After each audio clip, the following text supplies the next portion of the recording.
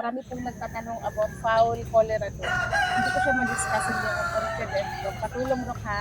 Doc, pwede po ba malaman more about kung ano talaga yung foul cholera doc, yung early signs and symptoms, and paano ito ma-prevent and ma-control doc? Okay, ma'am. So, napakagandang timing at ngayon kahit towards December na yung panahon talaga is unpredictable pa din. May bagyo, grabe yung ulan at ito yung mga season pa din na predisposing ang foul cholera infection. So, ano ba yung foul cholera muna? Ito po ay isang sakit na tumatama po sa mga fowls, like game fowls, na very common po yan. At medyo may twist ng kaunti dahil mas common siya sa mga male over the female na mga manok natin. The reason why is ano pa din, kumbaga hindi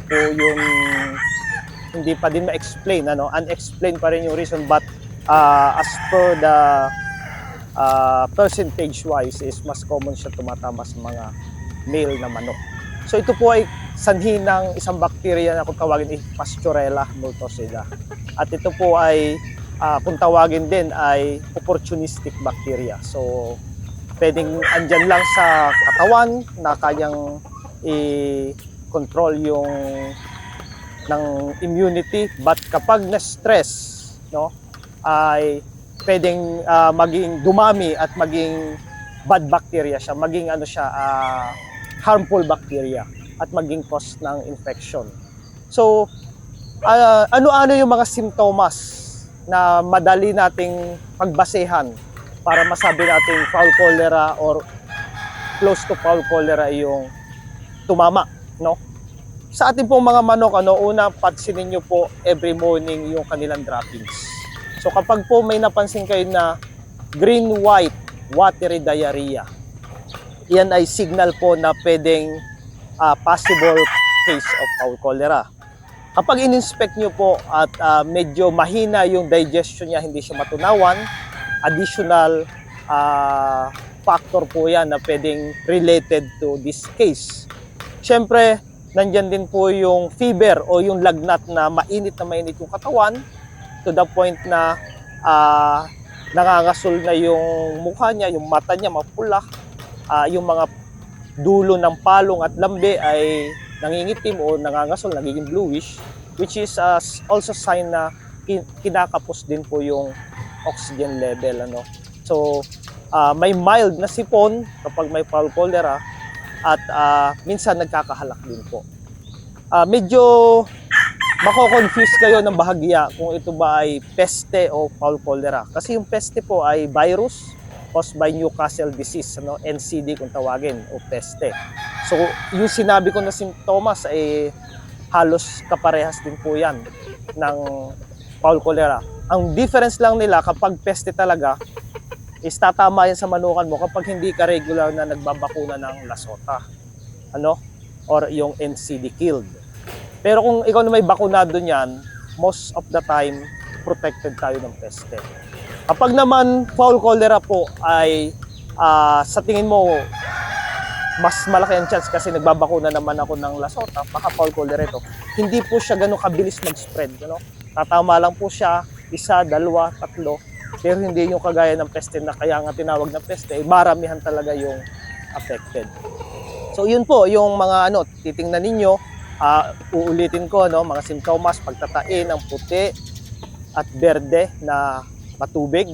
Siyempre, nadidehydrate din po yung katawan ng manok dahil sa diarrhea. Mahina ang panunaw, indigestion, may lagnat. At kasama nga po pala nung indigestion yung hindi paglalaway. Lumalagkit yung laway na kaya po yan nagkakaroon ng halak. And may lagnat na din po o fever. At nangangasol po yung mga tips ng palong at saka lambi. So that's simptomas na madali po natin ma-identify na related sa foul cholera yung Dok, ano yung mga carrier na Dok o nakaka-trigger Dok ng foul cholera? Well, sinasabi po na possible carrier pa rin po yung mga rodents o yung daga, yung mga ipis, mga ibon, kahit po even humans na nagdadala ng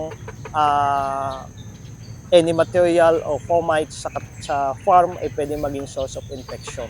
Siyempre, lagi pong kasama dyan yung cleanliness, no? Kapag na-deprive ang cleanliness, regular cleaning and disinfection, pwede po tayo maging prone sa infection na ito. And more than that, gaya sabi ko nga kanina, is opportunistic bacteria. Pwedeng nagkikerry nito ang katawan, but kayang i-resist dahil maganda yung kondisyon, maganda yung supplementation, at hindi i-stress yung manok. Pero kapag na-subject sila sa stress, like travel, mapapansin nyo po, nagiging common yung fowl cholera kapag nagta-travel tayo. So, dahil na-stress po yan, tumataas yung Pasteurella count sa katawan. So, pwedeng into infective form. So, kung tawagin po natin ito in a local term or common term is shipping fever din sa mga manok. Second is yung extreme change of climate condition. Kapag umulan, mahabang ulanan, expect niyo po possible tumama ang fowl cholera. Marami po akong mga kaibigan, mga farm na nagiging problema yan before. But nung ipasok nila yung preventive forms, so yung vaccination ng fowl cholera prior to rainy season, usually month of May or June, nagbabakuna na sila sa lahat ng covered area, range area ng mga pullets, material. They give us feedback na nawala po yung problema nila doon sa mga simptomas na pinag-uusapan namin na related sa fowl cholera. Dok, before po tayo mag-proceed to vaccination, mayroon po akong tanong. Dok, gaano po katagal, halimbawa Dok, natamaan ng fowl cholera Dok, ilang days po Dok bago siya nakakamatay pag hindi siya ma-treat Dok? At saka madali ba siya makaspread Dok, makakahawa sa mga kasamahan ng manok Dok? Napakagandang katanungan, ma'am, ano? Kasi ang fowl cholera po ay may tatlong form. Per-acute, acute, at saka chronic. Yung per-acute is ito po yung tama ng fowl cholera na wala kayong makikitang sintomas. Literal na mga manok mo healthy, tumuka ng hapon, kinabukasan ng umaga may nakita kang patay, isa. Pwedeng per-acute fowl cholera yon. Yung mga acute fowl cholera naman, so mabilis pa rin pero makikita mo na siya ng severe symptoms kaagad. Kumain pa rin ngayong hapon, kinabukasan, hindi na siya matunawan, ang ipot basag, puti green, mainit ang katawan, may lagnat, tapos naglalaway. That's per acute. Yung chronic naman, ito naman po yung mga nangingitim na yung lambi, no? Yung palong, namamaga din po yung lambi pala. Nangingitim yung mga palong, tip ng palong, nag-aano yung lambi na lumalaki, tapos naglalaway, nagtatay pa rin ng puti berde, at ito, titik ito for about 7 days. Kung wala kang gagawin sa kapayan, mamatay. Or yung manok kapag maganda yung resistensya, kusa siya nagre-recover. Pero kung ito po ay bibigyan mo ng karampatang lunas, basta tama yung medication natin, madali din naman po yung maagapan. Yung acute at saka yung chronic. Pero yung per-acute, wala po tayong magagawa doon kasi nga healthy sila, makikita mo, mamamatay na lamang. So, ang ginagawa po namin kapag may mga reported cases po ng parang per-acute fowl cholera, dahil hindi mo alam kung sino pwedeng tamaan, flushing ka na lang sa lahat ng mga manok mo sa, usually sa covered o kaya sa range area. Dapat talaga mag-vaccine para ma-prevent yung per-acute. Dok, doon muna tayo sa treatment Dok. Dok, ano po yung pwedeng ibigay Dok para po ma-treat yung mga may fowl cholera? Tama po, sa medication muna tayo, kapag nakitaan po natin at sabihin natin wala tayong vaccination program pa ng fowl cholera, first time pa lang natin, may mga tama nga, may mga namamatay tayo na wala pa sintomas. Flushing tayo ng sulfa, which is sa atin po, Tepox 48, sa inumin tubig, or kung gusto nyo individual, NF1 capsule. So, 3 days dapat po yan na consecutive araw-araw. Kapag naman po may mga simptomas na, gamutin natin yung may symptoms, i-flushing pa rin po natin yung mga kasamahan for prevention. Sa gagamutin naman natin may mga simptomas, number 1, let's treat them symptomatic based on symptoms. Halimbawa po ay may lagnat, isip tayo ano yung gamot na merong kontralagnat. Sa atin po is Ambroxetil Max. Mayroon po yung Metamizole na napakagandang gamot sa pagpapababa ng lagnat o fever. So bibigay lang tayo via drinking water ng Ambroxetil Max. Kapag naman po mahinang magtunaw o hindi nagtutunaw at sabog ang ipot, ang medication naman po natin sa hindi magtunaw ay Volplex KQ.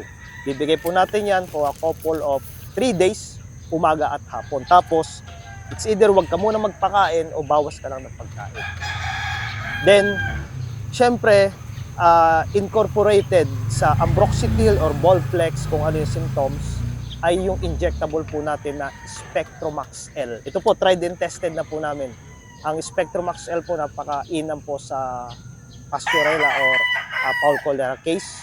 Mag-inject lang po tayo, depende sa age, sa size. Kapag average of around 2 kilos, 1.5 to 2 kilos, 0.5 ml, no? Every day, injectable sa IM, 5 to 7 days. Tapos i-incorporate mo nga yung Volplex para sa pagnunaw. Tapos kung may lagnat, bigyan mo ng Ambroxetil Max sa painom. Yun, ganun lang po yung aming ginagawang procedure at very successful po. Kung mapapansin nyo, 2 to 3 days pa lang, nagre-recover na yan, nagno-normalize na yung ipot. Ganda na yung recovery. In fact, yung Ambroxetil Max po natin na bagong formula ngayon, ma'am, ay may kakayahan na rin po siyang gamutin yung mga digestive problem. Kaya kung may green-white diarrhea yan, dala-dala na rin po ni Ambroxetil Max. Si Tepox 48 naman is pang-rotate po natin yan na pwede rin po dito dahil sulfa-based antibiotic. Kung walang lagnat, instead na Ambroxetil Max, sulfa plus turok ng Spectromax L.